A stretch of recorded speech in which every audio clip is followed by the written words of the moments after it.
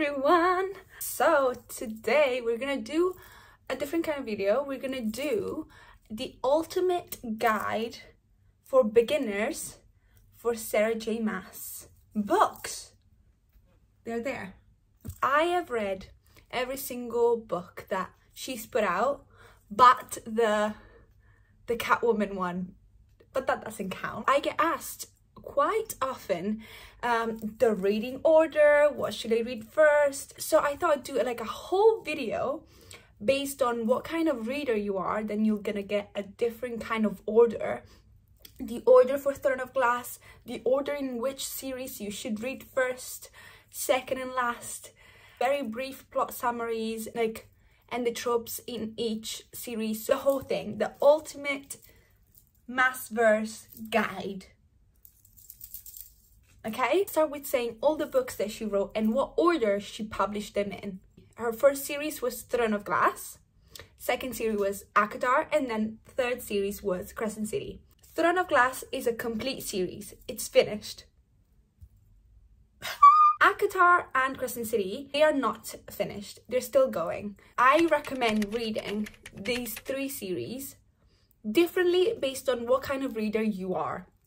For example, if you are a romance reader, if you enjoy romance more than fantasy, and if you read fantasy, usually it's romantasy, I would say read ACOTAR first, then Throne of Glass, then Crescent City. But if you're a fantasy reader and you enjoy the plot and the characters and, you know, the fantasy element of it, I would say read Throne of Glass, then ACOTAR, then Crescent City. I think the main question is literally Throne of Glass. The main question is, what order do I read them in? There's at least 4 different ways you can read them. I'm gonna tell you my 2 favorites, which I think are the best 2 ways. Now, everyone has different opinions and that's okay. But I'm right. I'm right. No, I don't even care. I'm right, because these are the only 2 ways you should read them in. These are the best way. You're gonna enjoy them so much more. And the same thing, these 2 are based on what kind of reader you are. If you're a romance reader and you're like an emotional reader, and I think you should read Assassin's Blade, then Throne of Glass, then Crown of Midnight, then Hair of Fire, Queen of Shadows, then do the tandem read of Empire of Storm and Tower of Dawn, and then Kingdom of Ash. If you don't know what the tandem read is, let me grab the books and I can show you. These 2 books are the 6th and 7th book of the series. Now, this was published first. What happens in these books happen at the same exact time. So you can read them at the same time, alternating chapters. Now, you don't alternate whatever you want. There is a whole freaking like little table. This is the table. I'm gonna link it in bio as well so you can download it. You can print it off and like tick it off, and it's literally like a game. It's my favorite thing ever. You can literally, when I was reading them and you go from a book to the other and you finish a chapter, it's like a reward when you put that little tick. It's amazing. And it feels like you're reading 1 book and then you read 2. If you're a fantasy reader, I think you should read Throne of Glass first, which actually was the first book published, then Crown of Midnight, Assassin's Blade 3rd, Hair of Fire, Queen of Shadows, still do the tandem read, and then Kingdom of Ash. I always say to do the tandem read. It doesn't really matter if you want to read Assassin's Blade 1st or 3rd, or you want to read Throne of Glass 1st or 2nd, but I always say that you should always read in a tandem read. Because 1, it's fun, and you're never gonna get that opportunity again. Because what series are you gonna get a tandem read? It's such a very unique experience to Throne of Glass, so you should do it anyway. And I think it's so much more enjoyable, because if you read Empire of Storm first, the end of this book is insane. The last freaking chapter, I don't even want to talk about it. If you read this, and then that insane thing happens, and then you got a whole 800 pages that have nothing to do with that. Nothing, because we're going back in time, and it's completely different characters, because this is kind of like a spin-off. So when I tell you, you're gonna hate this book if you don't do the tandem read. If you do the tandem read, you're gonna love this book because this is actually a very great book. But all the people that say, oh, Tower of Dawn is not that good, I believe they haven't done a tandem read because this is a great book. But if you read it after this, you're gonna hate it because you just want to read Kingdom of Ash. But you can't read Kingdom of Ash without reading this because this is kind of fundamental for the plot. Now let's talk about the series.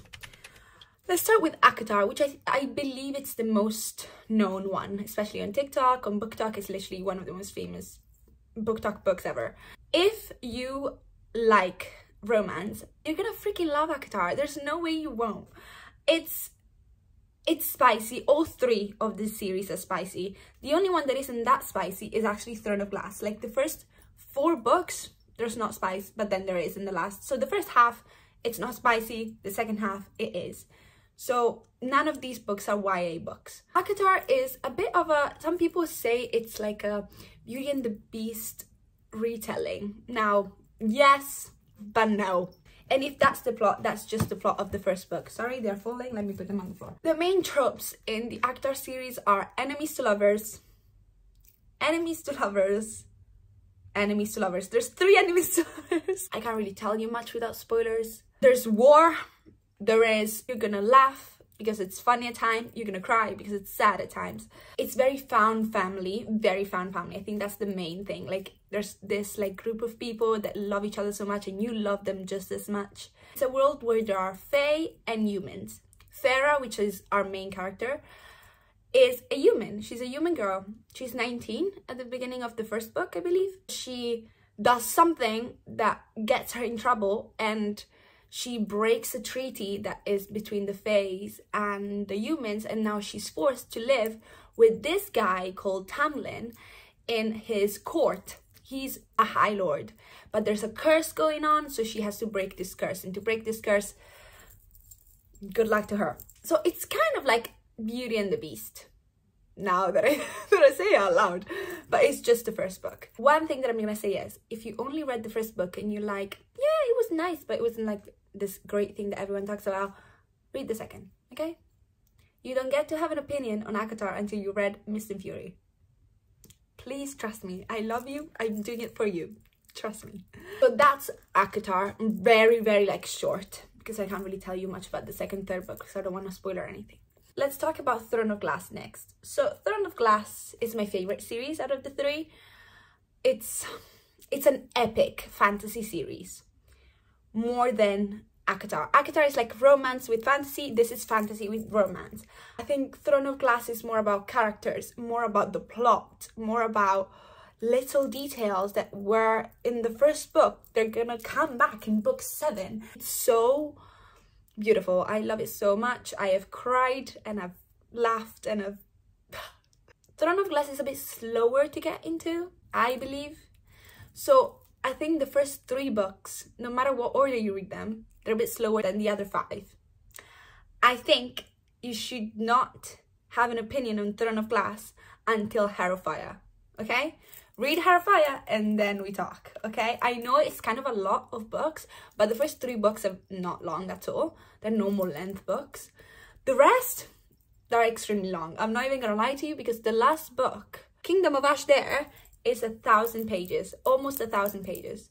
Don't worry because Kingdom of Ash is literally the best book ever written, so you'll be fine. There's spice, but there's only spice in the second half, not the first half. We have humans and fae. Selena, our main character, is a 17-year-old in Assassin's Blade, 18 in Throne of Glass, so it depends which one you read first because Assassin's Blade is a prologue, and she is this human who's been through a lot. She's a trained assassin, which makes her the biggest badass you've ever met. She's that girl, okay? Selena is that girl. She's perfect and has no flaws. That's it. And she is called by the king's son, so the prince, this man called Dorian. She gets asked to participate in this kind of like challenges, in this kind of like games, where only one of these like people, and they're all criminals, will win. That winner will be the king's assassin and will be exempt of all their crimes. There is a lot of romance in it as well, but romance is not the leading plot. That's what I'm saying. There's lots of couples. There's more couples in Throne of Glass than ACOTAR. There's so many, especially in the last book. So many, and they're all great. There's a lot of enemies to lovers. Enemies to lovers. Enemies. Like enemies. Like enemies, okay? Just, I want to emphasize enemies. There is friends to lovers. We have found family once again, like a strong found family. Just great characters all around that you care about so much. There's a lot happening. There's a lot of love, there's a lot of war, there's a lot of pain, and a lot of there's a lot, and it's just so epic, and everything gets tied up because every little loose ends in the second book will be, everything will gets answered. It's great, okay? Trust me. Next, we're gonna talk about Crescent City. Crescent City is the shortest out of all the series because it's only 3 books. 1, 2, 3. The first book is called House of Earth and Blood. Second book is called House of Sky and Breath. Third book is called House of Silver Flames. No. It's called House of Flame and Shadow. House of Flame and Shadow. I always say you should read Crescent City last. 100%. It doesn't matter if you read ACOTAR or Throne of Glass first. Crescent City has to be last. Just, it's like the best reading experience. Everyone agrees on that. There's no, like, everyone agrees on that. This one is the first urban fantasy. So there are phones, there is reality TV show, and trust me, there's reality TV show, there are guns, you know, there's Wi-Fi, technology. It's urban fantasy. So it's nowadays with fays, but for the first time we have more than just fae, and like in ACOTAR there's like the bad boys, and so there's like Illyrian warriors, but like this time we have more beings. You have angels, you have fays, you have mer people who are like water creatures, I don't know, you have werewolves, you have a lot.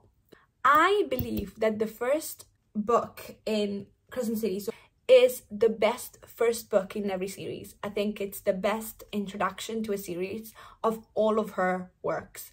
But it is like overload of information because you get this like very complex world thrown at you. There's a lot of romance in this as well. There is enemies to lovers. It's more like enemies to friends to lovers. And then you have someone else that is friends to enemies to lovers. Found family in this too, for sure. These are frat boys. They're frat boys. I'm telling you, they're 200 years old frat boys in this. Very spicy, the whole 3. I think the last one is a bit the least spicy one, but the first 2, for sure. Like, good luck with that. The main character in this series is called Bryce. She's a redhead. She is sassy. She's clever. She's so sassy. She's so like confident, but something very traumatic happened a couple of years ago. So she is still dealing with that. And there's this mystery of what happened to this person that she cares about, and she wants to find the person that did all, because I don't want to tell you what happens, it's a spoiler, but you know, something happens to someone she cares about, and it's, you know, it's finding out who was it and why did they do it, what happened. There's a lot of secrets. Some of them we still don't have the answers for because we only got 3 books so far. I think Crescent City is the only series that picks up immediately. Like page 2, you're into it. At least I was. For Throne of Glass, it took me a couple of books. And for ACOTAR, I got interested, like very into it on the second book. I would do anything to be able to remove the plot of all these books. 16 of them, I don't know how many there are. Remove them from my brain so I can read them for the first time again. I wish I was you watching this. If you haven't read any of these, you're so lucky. Be grateful. Also, if you want to buy the physical copies of these books, I'm going to tell you what editions I think you should buy to get them matching, because the worst thing is buying a series and then you get one in paperback, one in hardback, one with a different cover, one in a different height. 100% the best way to buy Crescent City is the hardbacks, because the paperbacks, at least in England, there are different kinds. I don't know how that works in America, but in England, for a while, this was the paperback. Now, this got discontinued. We only had the first one, but I kept it because it's annotated by Emily. Now, they made other paperbacks, which are these ones. I don't own them. I only have the first 2 books, but again, the 3rd book just came out, so you might get the third paperback in these. I don't know about that, but I think if you really want 3 matching books right now, the only way to get them are the hardbacks. Throne of Glass, because it's a finished series, it's easier to buy the whole like box set, finished, done.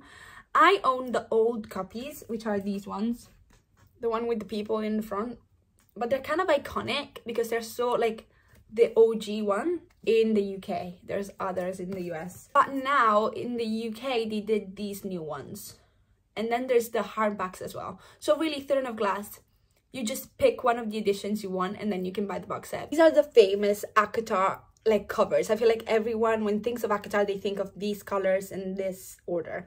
But be aware, when the next one comes out, we don't know when, hopefully soon, once again, it will probably be in hardback, because when this came out 3 years ago, I remember it wasn't available in paperback immediately, so I didn't buy it for months. I had to wait because I had the rest in paperback. So if you find the hardbacks of ACOTAR, they're probably gonna match better with the next one that comes out, because I doubt that she's gonna do a paperback release. Unfortunately, I think so. I'm just gonna read it in my Kindle until the paperback comes out, and then I buy that one. Hardbacks exist, so if you want to get the hardbacks, they exist. I don't know what else to tell you. I think that's all I have to say of all these books. Be ready for world building, be ready for romance, be ready for tears, be ready for laughter. Maybe you won't like them, but then that's your problem. I hope you enjoyed this little guide about how to read, at least by like my opinions on how you should read these beautiful books. And let's hope that she says that the next ACOTAR book comes out soon, please.